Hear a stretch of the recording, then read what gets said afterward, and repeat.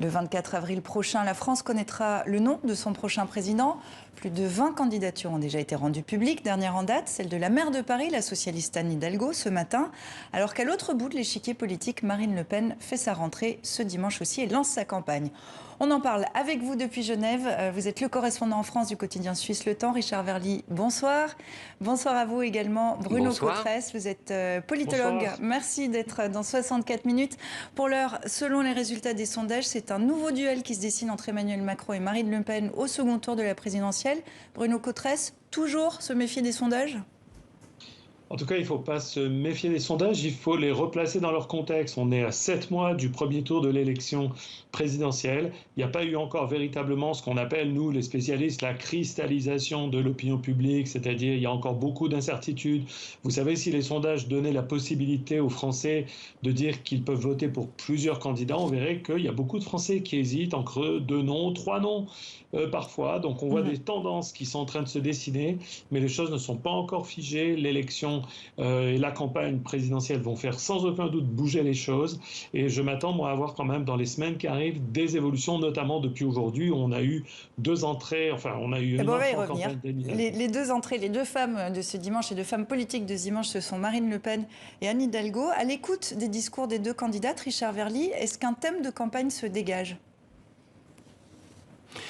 Est-ce qu'un thème se dégage du côté d'Anne Hidalgo ? Certainement. Je crois qu'elle va mettre la barre, d'ailleurs, comme elle l'a fait à Paris, sur l'écologie compatible avec le social. C'est vraiment son créneau, c'est là où elle a une crédibilité, mais c'est aussi là qu'elle a rencontré beaucoup d'opposition et c'est pour ça qu'elle divise. Quant à Marine Le Pen, on voit bien qu'elle a toujours la même obligation, c'est d'élargir son électorat tout en conservant une rhétorique nationaliste extrêmement forte. Et pour elle, c'est au fond la difficulté de ce grand écart, parce qu'on voit bien notamment qu'aux élections régionales, ça lui a coûté des voix. Il y a sans doute des électeurs traditionnels du Rassemblement national qui aujourd'hui trouvent que Marine Le Pen est au fond trop au centre par rapport à ce qu'ils attendent d'une candidate d'extrême droite. Alors sa rhétorique, on va s'y arrêter un instant. La candidate a dévoilé son slogan et son affiche cette semaine. Liberté, liberté chérie, c'est un clin d'œil au 6e couplet de la Marseillaise.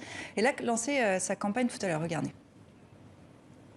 Chacun doit pouvoir vivre libre. Être libre, c'est aller où on veut, quand on veut. Cette liberté-là, cette liberté du quotidien, cette liberté essentielle, pour nous, mesdames, nous la rétablirons. Un mot ne vous aura pas échappé à l'un comme à l'autre. Marine Le Pen entend se faire l'avocate des libertés. C'est une thématique sur mesure pour attaquer Emmanuel Macron à la réputation d'autoritaire. Bruno Cotresse ? En tout cas, ce qui est certain, c'est que Marine Le Pen souhaite se situer ou se fondre un petit peu dans le tableau d'aujourd'hui, en particulier des manifestations contre le pass sanitaire qui se font au cri de liberté, liberté. Et donc, on voit que sur son affiche de campagne, Marine Le Pen essaye de se positionner, de se placer par rapport à ce thème des libertés. Je ne suis pas sûr que ça soit un thème qui soit extrêmement porteur au fond, parce qu'en France, il sera quand même difficile à Marine Le Pen de gagner l'élection présidentielle en disant qu'une majorité de Français souffrent d'une absence de liberté en France. Je note aussi que le code couleur de la campagne de Marine Le Pen a changé. Ça n'est plus le bleu marine de 2017. On est maintenant dans le vert. C'est la liberté, mais aussi une tonalité peut-être qu'elle veut un peu plus arrangeante, quelque chose, un code couleur qui est peut-être un peu moins dur. Alors, je ne dis pas qu'elle veut aller forcément sur les thématiques vertes de l'écologie. On n'en est pas là. Mais c'est dans l'air du temps, on le comprend bien. Il faudra qu'elle aille obligatoirement sur les thèmes de l'immigration, Richard Verly ? Bien évidemment, d'abord parce que ce sont les thèmes porteurs essentiels du Rassemblement national. C'est ça qui la distingue, ou en tout cas qui l'a distinguée jusqu'à maintenant. Elle était celle qui tenait le discours le plus dur sur ces sujets. Mais moi, je voudrais en revenir un instant sur liberté. Je crois, alors là, moi, j'avoue que ça m'a surpris, parce que pour elle, c'est un thème extrêmement difficile à porter, parce que le Rassemblement national n'est pas du tout un parti libéral. Il n'est pas du tout en économie, il n'est pas du tout sur le thème de la puissance de l'État. Au contraire, c'est un parti qui veut tout contrôlé, qui veut des frontières. Donc, quelque part, c'est un parti dont le programme est contradictoire avec le mot liberté, même si ça fait référence, on l'a bien compris, aux manifestations des anti-vax et des anti-pass sanitaires. Richard Verly, elle n'est pas la seule à l'extrême droite de l'échiquier politique. L'idée d'une candidature du polémiste Éric Zemmour revient très régulièrement. Cette hypothèse a de quoi inquiéter Marine Le Pen ? D'après les sondages, oui. D'après les enquêtes d'opinion un peu plus détaillées également, moi j'avoue que je vois plutôt la candidature d'Éric Zemmour comme prenant une large part de l'électorat le plus à droite des Républicains.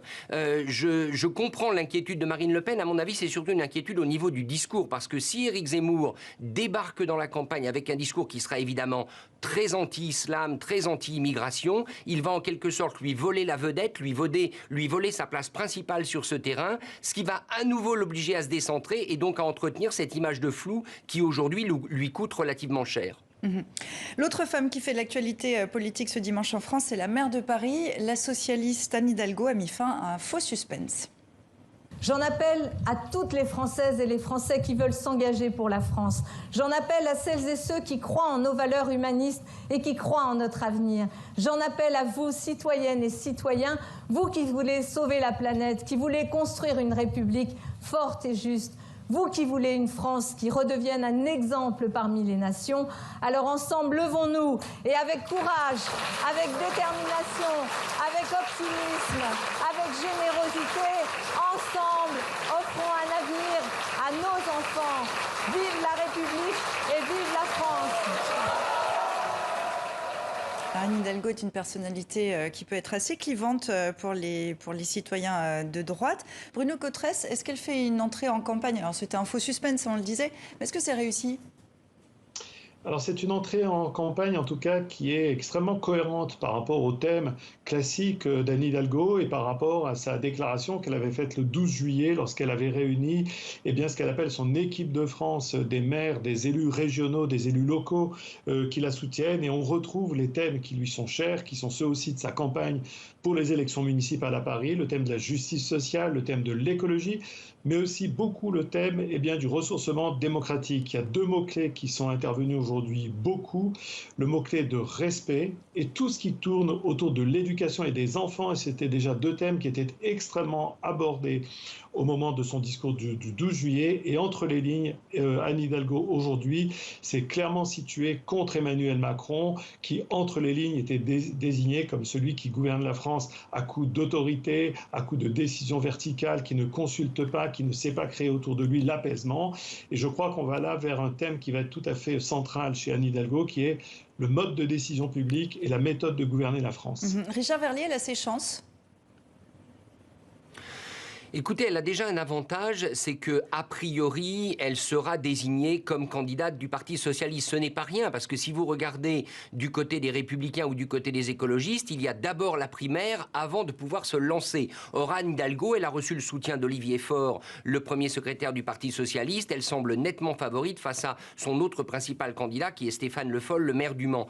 Mais une chose quand même que je voudrais dire quand on regarde la France vue de l'étranger, les deux principales responsables politiques de la région et de la ville qui vont accueillir les Jeux Olympiques de 2024 se désintéressent de leur territoire pour se porter candidate à la présidentielle. L'une à gauche, l'autre à droite. D'un côté Anne Hidalgo, maire de Paris, et de l'autre Valérie Pécresse, présidente de la région Île-de-France. Je crois quand même que ça interpelle, parce qu'on nous a expliqué que ces Jeux Olympiques allaient être un moment décisif pour la France et la République. Visiblement, pour Anne Hidalgo et pour Valérie Pécresse, il y a d'autres priorités. Est-ce que, pour revenir à Anne Hidalgo, est-ce qu'elle peut faire l'union de la gauche? On sait qu'il y a les écologistes, avec Yannick Jadot par exemple, il y a Jean-Luc Mélenchon. Est-ce qu'elle peut faire l'union de la gauche, Bruno Cotresse? Si Anne Hidalgo arrivait en tête des voix de la gauche lors du premier tour de la présidentielle, l'accord avec les écologistes, je crois, ne posera pas de problème fondamental. Anne Hidalgo a imprimé une marque importante à la mairie de Paris sur le thème de l'écologie. Ça a été suffisamment reproché à la maire de Paris pour qu'elle n'ait pas de preuve d'engagement écologiste à donner auprès des écologistes. Avec la France Insoumise et Jean-Luc Mélenchon, c'est plus compliqué. Les relations entre les formations de la gauche, de gouvernement, de la gauche centriste et la France Insoumise et Jean-Luc Mélenchon sont des relations compliqué. Il y a un moment donné, il y a quelques mois, Jean-Luc Mélenchon disait même que lui n'était plus le candidat de la gauche, il était le candidat du peuple. Et donc, il faudra voir notamment le rapport de force entre le score de Jean-Luc Mélenchon et celui d'Anne Hidalgo. Et vous savez, en politique, eh bien, le réalisme l'emporte aussi souvent. Pour conclure et prendre un petit peu de recul sur cette présidentielle, en 2017, Emmanuel Macron avait été élu président de la République avec 65,8% des voix. Ses deux prédécesseurs n'ont fait qu'un mandat. Richard Verlier, d'une conclusion rapide, est-ce qu'il pourrait être victime du même dégagisme qui l'a porté au pouvoir? Autrement dit, est-ce qu'on pourra voir débarquer dans la course un candidat inattendu? Bien sûr qu'il peut être victime de ce dégagisme dont on sait que les Français veulent changer les dirigeants, ils sont très impatients. Mais en même temps, regardez les résultats des élections régionales. S'il tentait qu'elles puissent être un laboratoire, ce sont les sortants qui partout l'ont emporté. Et de ce point de vue, la crise sanitaire, elle a sans doute accru la prime aux sortants et je pense qu'Emmanuel Macron pourrait en profiter s'il se porte candidat, car rappelons-le, pour l'instant, il ne l'est toujours pas. Et on attend de voir s'il le sera. Merci beaucoup Richard Verlier, Bruno Cotresse, d'avoir porté votre analyse politique sur cette présidentielle qui s'amorce en France. Merci à vous deux.